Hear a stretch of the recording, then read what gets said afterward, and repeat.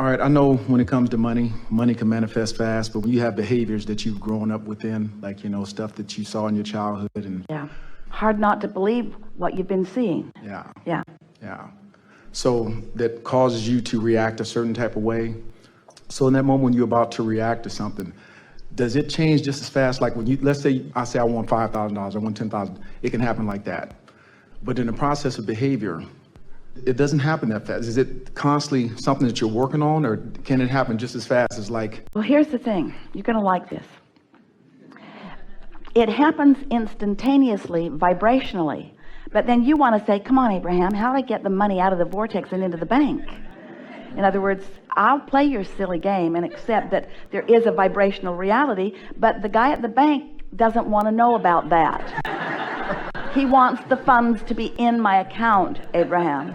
So how do I turn this vibration into something that's tangible? How does the vibration turn to thoughts? How do the thoughts turn to things? How does it become tangible? Well, you're translating it. You're going to hear this. It's going to make perfect sense to you, and forevermore you will understand exactly the heart of your question. So there is this vibrational currency. Can't spend it yet. You could feel good about it, but you can't spend it yet. If you're looking at the bank account where it isn't yet, and you don't feel good, it's not coming. Yes. If you look at the bank account where it isn't, and you notice that it hasn't been there for a long time, and you know a lot of people where it hasn't been there. In fact, as long as you can remember, not enough money has been what you've been hearing. Then it's not coming. Not yet. It's there. The potential is there, but the movement toward the reality has not really begun. Now, once you get in the right vibration, it comes really fast. But as long as you stay not in the right vibration, then it doesn't come. So the timing has nothing to do with anything except your mood about it. So basically what you're saying, if I keep looking at the money not in the account, even though the money is there, I can have several checks where I've did something and that money's on its way, but I keep focusing. It can get hung up in all type of ways. It got lost Even in the money mail. that is supposed to be yours, you keep from coming in your belief that it isn't there. So And that's basically the same thing with a relationship then, or with behaviors. With everything. With everything. So this business of translating it, that's the part that most people don't realize, because you don't realize that you are turning the intangible to the tangible. You are receiving the clue, the impulse to go there, to do that, to be there, to see that.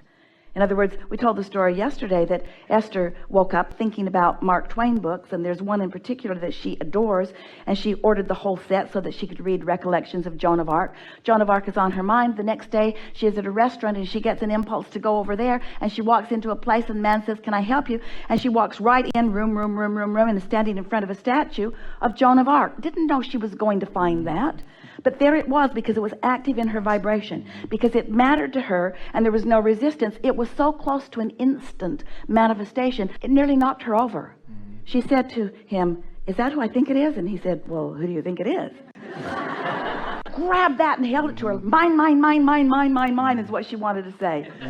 Mine. She could not believe how fast the universe yielded that to her. And it's because she didn't wake up and say, "Oh, I don't have a statue of Joan of Arc." How would one even find a statue of Joan of Arc? Are there even any statues of Joan of Arc? I don't believe I have ever seen a statue. When I was growing up, none of us ever had statues of Joan of Arc. My mother didn't have a statue of Joan of Arc. Her mother didn't have a statue of Joan of Arc. None of us have ever had statues of Joan of Arc. But there it was, instantaneously. I've experienced that, on the financial side, just on where stuff just boom. Even like I said, I've even had thoughts of when I do something, I'll be like, okay, this person's gonna say these exact same words when I perform this type of project or do this, and it's been said. But just, I guess, the momentum in the other areas of, trying to change my behavior and different things that have happened is probably what I keep focusing on and not focusing on the other part of what actually is, the now. It's really helpful when you do exactly what you're doing right now. When you start noticing the correlation between what you've been thinking and how you've been feeling and what's manifesting. So when you focus on the things where it really has been working, And you think, well, what were the components? Well, I wasn't worried about it. Exactly. I wasn't blameful. I wasn't justifying it. I had this light desire that I wasn't complicating or contradicting with negative thought. And so the ideas just came and it unfolded easily. But the things like money or relationships, or in some cases physical well-being, because they matter so much, you think about them a lot. And because you think about them a lot from a lackful place, those are the sticking points for most. Many people say, why is it that the things I don't care that much about just come easily into my experience? But the things I really care about, it takes a longer time. And we say, because the things you really care about, you think about too much from the point of view of not having. The other day it occurred to Esther, she began a conversation about something unwanted, focusing on something not wanted. And the thought just came into her mind because she wasn't far in. I really want closure on this, which means close your mouth. In other words, stop talking about things from that standpoint that doesn't feel good. And you'd be surprised how, if you don't talk about it, if you've got people that are willing to talk with you about the things you don't want, then you're in trouble. If you've got somebody that will really lend an ear to your complaining, if you want to be a really good friend to others, say, oh, no, I'm not going there with you. Oh, no. And you only have to do that about 100 times and they stop doing it. After a while, they realize you're not going to be the sounding board. So let's stay here just for a moment. So turning thoughts to things. So how does reality happen anyway? How does this stuff that is so tangible that you are translating with your physical senses, and your eyes are translators of vibration, that's why you see. Your ears are translators of vibration, that's why you hear. So you're already translating vibration. Your emotions are translating vibration. That's why you feel the emotions that you do. So as you're thinking about translating the vibration of this vortex, this intangible vortex, the first tangible indication that the movement has begun is the emotion that you feel.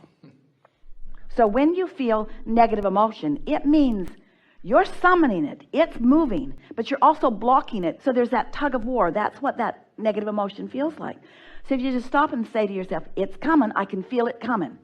Because if it weren't coming, you wouldn't be feeling anything. So you're saying you're summoning something, or you're summoning it? You're summoning it. You are summoning it is the thing sometimes you don't want, basically. Or you summoning... Well, we're talking about the it that you want. Okay. Because everything that you feel is about the it that you want. Exactly. Because the it that you want has everything you want about it on one end and the complete absence of it on the other. So every it is really two subjects, the wanted end and the not wanted end. How about that? So it's coming, but the way you feel is really about whether you're letting it come easily or whether you're letting it come hard. Because it's coming. It is coming. It just doesn't need to be the struggle that you all make it out to be. So think about why sometimes you want to make it a struggle. Everybody doesn't have it. So you want to make it look hard. Otherwise, the haters will hate you. Think about those people that are really successful at whatever they're doing, and they always tell that bogus story of how hard it was, the price they paid.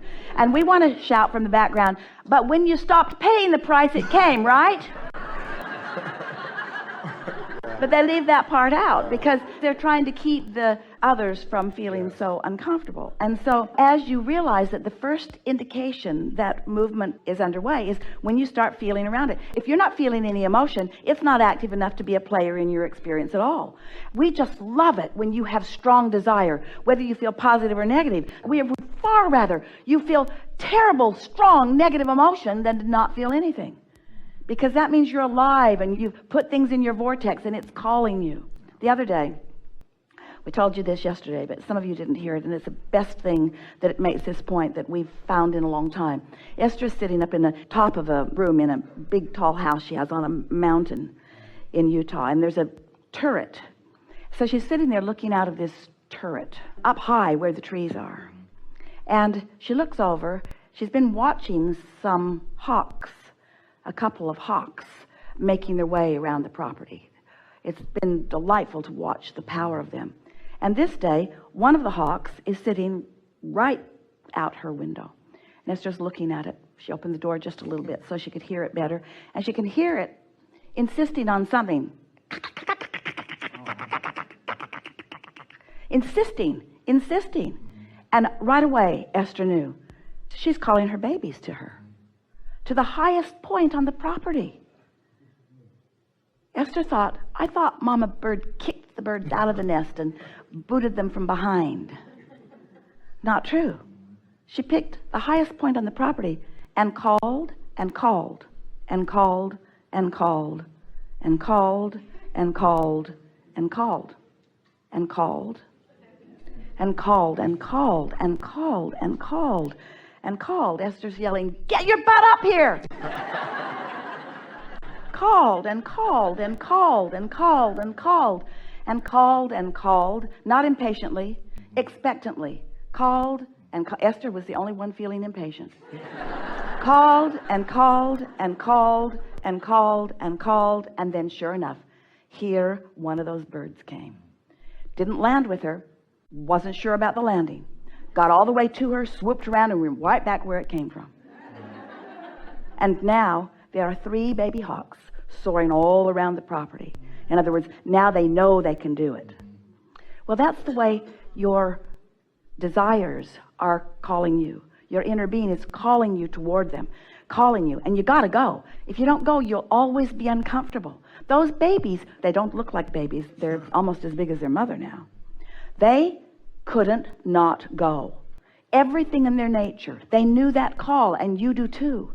And so that call is calling, that call is calling, that call is calling, that call is calling. So as you follow those impulses, the impulse, it's going to come first as a thought that feels like it comes out of nowhere.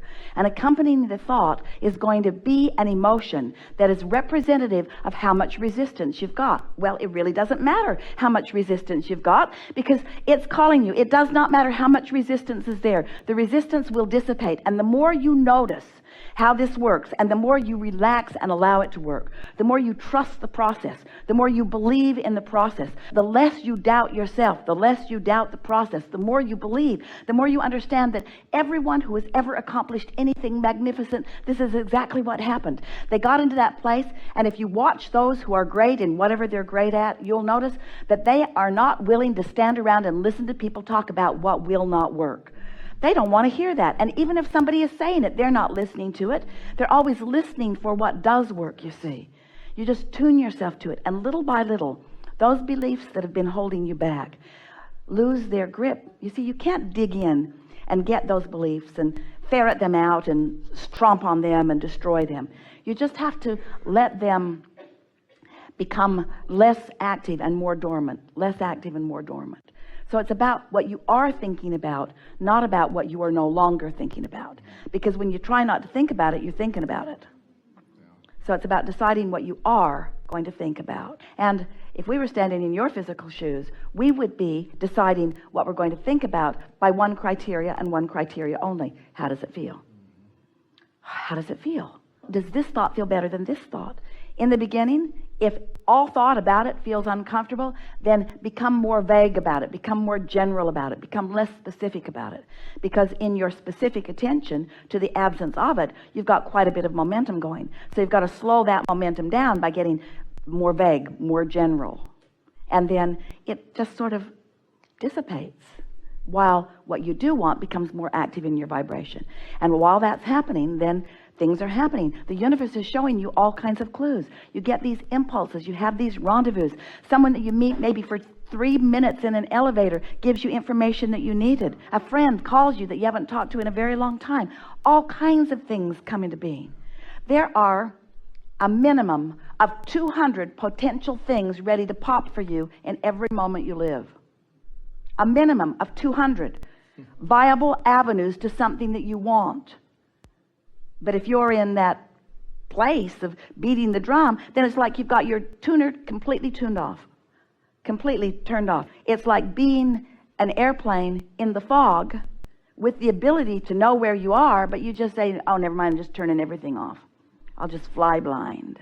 We say, not such a good idea.